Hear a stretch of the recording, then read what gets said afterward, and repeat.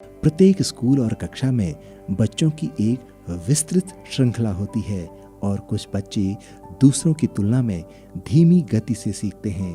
प्रत्येक शिक्षक इन स्थितियों को पहचानता है और इस पर कार्य करता है।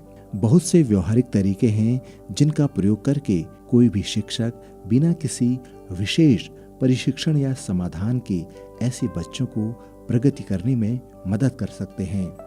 अगर आपकी कक्षा में कोई बच्चा बौद्धिक रूप से अक्षम है तो आपको यह करना चाहिए, बच्चे के परिवार से बात करें। जब आप उनसे मिलेंगे तो संभवतः वे चिंतित होंगे। वे सोच सकते हैं कि आप अपनी कक्षा में बच्चों को नहीं रखना चाहते हैं क्योंकि शिक्षकों को अच्छे नतीजे पसंद हैं। उन्हें आश्वस्त करने का प्रयास करें जिससे वे जानें कि आप उनकी मदद करना चाहते हैं। घर पर बच्चा क्या कर सकता है, इस बारे में परिवार से चर्चा करें और यदि कोई विशेष तरीका हो जिसे परिवार उसे चीज़ों को सिखाने के लिए उपयोग करता हो, क्या उनके पास संचार, व्यक्तिगत देखभाल, एक जगह से दूसरी जगह पर जाने के लिए किसी अतिरिक्त वस्तु की ज़रूरत पड़ती है आदि। जितना हो सके उतना पता लगाएं।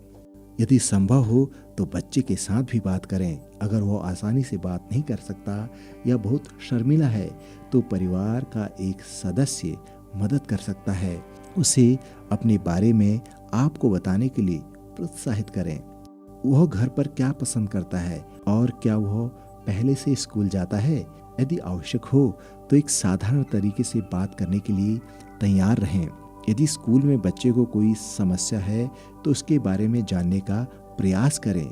बच्चे को सामने और अपने करीब बैठाएं, फिर आप उसकी आसानी से मदद कर सकते हैं और वह बिना किसी भटकाव के आपकी बातों पर अच्छे से ध्यान देगा। बच्चे को एक सहायक साथी के बगल में बैठने दें जो मुख्य बातों को उसके लिए दोहरा सके। बच्चे को समझाने में मदद करने के लिए यह अच्छा है। सभी को अपने विचार खुले तौर पर रखने के लिए प्रोत्साहित करें। यदि उन्हें कुछ समझ नहीं आता है तो जल्दबाजी न दिखाएं। अन्य बच्चों को उसका मजाक न उड़ाने दें। यदि कोई ऐसा करता है तो यह बताएं कि सबको कभी न कभी समझने में समस्या हो सकती है, शिक्षकों सहित। फिर बच्चा सहजता से अपनी समस्या आपको बता सकता है। अक्सर जो बच्चा धीमी गति से सीखता है उसमें कुछ भाषा कौशल, शब्दावली और दूसरे बच्चों में सामान्य ज्ञान की कमी होती है। इसलिए सरल शब्दों में और छोटे वाक्यों का प्रयोग करें और नई अवधारणाओं के लिए बहुत ही सरल स्पष्टीकरण दें। स्पष्ट रूप से बोलें।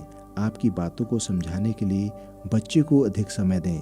यदि बच्चे को अभी भी समझ नहीं आता है तो फिर से समझाएं, लेकिन थोड़े अलग तरीके से।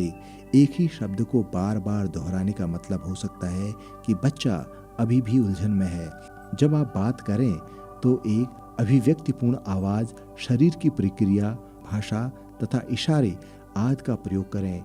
यह गैर मौखिक संचार आपके कहे शब्दों के बारे में बच्चे को अधिक संकेत देता है और बच्चे को आपकी बातों पर गौर करना आसान होता है।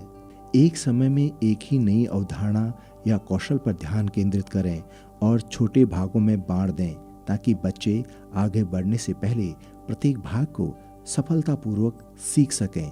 एक ही समय में बहुत सी नई चीज़ें सिखाने की कोशिश करने से बचें क्योंकि ये बच्चों के लिए भ्रामक है, जिससे याद करना और कठिन हो जाता है।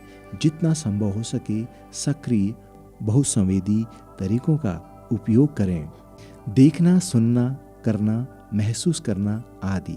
जो बच्चे धीमी गति से सीखते हैं उन्हें दूसरों की तुलना में इसकी अधिक आवश्यकता होती है। इसलिए व्यवहारिकता, प्रदर्शन, वस्तुओं को संभालने, चित्रों और अन्य दृश्य सहायक उपकरण आदि शामिल करने चाहिए। आपका शिक्षण इस तरीके से बच्चे के मस्तिष्क में अच्छे से आ जाएगा। छोटे छोटे अनेक कार्यों को दें ताकि बच्चे को हर कार्य को पूरा कर लेने पर प्रोत्साहित किया जाए और उसका ध्यान केंद्रित किया जा सके। कभी कभी जो बच्चे धीमी गति से सीखते हैं उन्हें उसी कार्य को रोज या दिन ब दिन एक तरह का उपकरण दिया जाता है जो उसके लिए उबाऊ होता है। यदि बच्चा विचलित है तो कुछ अन्य गतिविधियां जोड़ें जो उन्हें चलने फिरने का मौका देती हो, जैसे बोर्ड को साफ करने या किताबें बांटना। इस तरह की जिम्मेदारियां बच्चे के आत्मविश्वास में मदद कर सकती है। कार्य के बाद उसे जांचने के लिए व्यक्तिगत अवसर बनाएं और बच्चे की समझ की जांच करें। हो सके तो जब दूसरे बच्चे कुछ कार्य या अन्य गतिविधियां कर रहे हों, यदि कोई समस्या है तो फिर से थोड़ा अलग तरीके से पढ़ाने के लिए तैयार रहें या छोटे भागों में बांट दें। बच्चे को बहुत ज़्यादा याद करने के लिए न कहें। कार्य को छोटे भागों में विभाजित करें। एक समय में थोड़ा सा और अधिक जोड़ने से पहले प्रत्येक हिस्सा सुरक्षित करें। अलग अलग तरीकों से नए शब्द सीखने के लिए तैयार करें। जब तक बच्चा खुद इसे याद न कर सके, इसके बाद उस पर वापस आएं और अन्य बच्चों के साथ अधिक से अधिक संशोधित करें। इस तरह सीखना लंबे समय तक याद रहता है। लेकिन जब आप फिर से शुरुआत करते हैं तो इसे थोड़ा अलग तरीके से करें ताकि सरल करना आसान हो और बच्चे बोर कम हों। गणित के शुरुआती तथ्य बहुत तार्किक होते हैं, इसलिए यदि बच्चा प्रारंभिक स्तर को सही तरीके से सीखता है तो बाद के स्तर के साथ उपयोगी कौशल विकसित कर सकता है। गिनती करने के लिए कुछ व्यवहारिक उपकरण का प्रयोग करें और बच्चे को तब इसका उपयोग करने दें जब तक उसे इसकी आवश्यकता हो। यदि आपकी कक्षा में कोई बच्चा सीखने और समझने में बहुत धीमा है तो अन्य बच्चे एक बड़ी संसाधक की भूमिका निभा सकते हैं। शशि कभी कभी भ्रमित हो जाता है कि उसे अभ्यास में क्या सीखना चाहिए।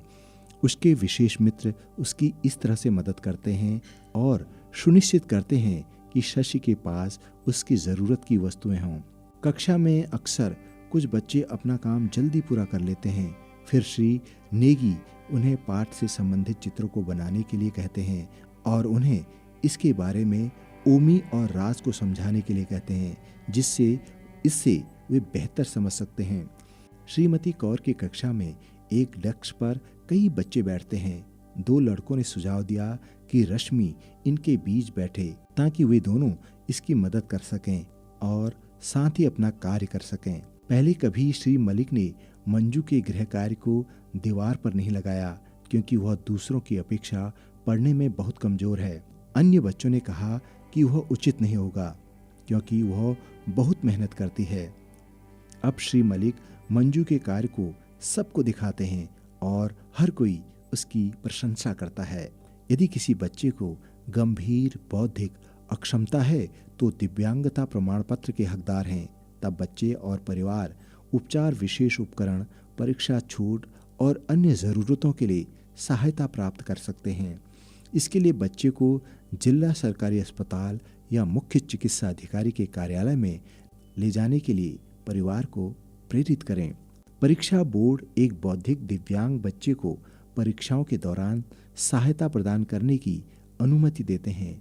अतिरिक्त समय व पढ़ने और लिखने के लिए सहायक इसकी व्यवस्था करने के लिए अपने स्कूल में जिम्मेदार व्यक्ति से संपर्क करें।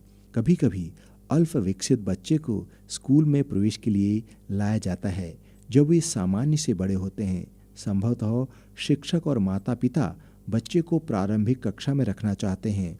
नियम सामान्य रूप से आयु प्रतिधारण की अनुमति नहीं देते, लेकिन अगर बच्चे के पास दिव्यांगता प्रमाण पत्र है तो प्रधानाचार्य कक्षा 1 या 2 में प्रवेश के लिए सहमति दे सकते हैं।